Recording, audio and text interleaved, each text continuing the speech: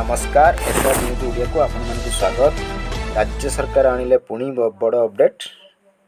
चाषी को अतिरिक्त 2000 टंका 2027 जाए मिलिबो कालिया टंका। आसंतु पूरा नजर पकेवा खबर उपरे। राज्यवासी पई खुशी खबर। कालिया योजना को नहीं बड़ घोषणा करा जिबा परे एबे राज्य रे लक्ष लक्ष चाषी लाभ पाइबा को जाउछंती। यार मध्य आउ एक बड़ घोषणा करथिले ओडिशा सरकार, जो भूमिहीन चाषी को मिलिबो फायदा, भूमिहीन चाषी को भी मिलिबो आर्थिक सहायता।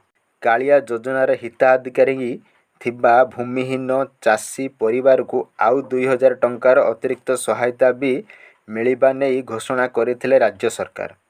मुख्यमंत्री नवीन पट्टनायक यहाकू लागू करने को घोषणा करथिले।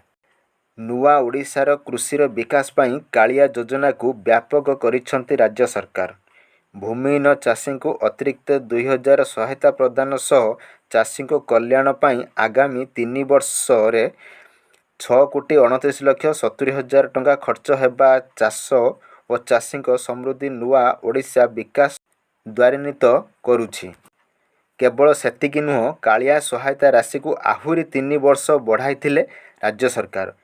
एमिति भावे 2026-27 पर्यंत राज्य चाषी टंका पाइबे कालिया टंका।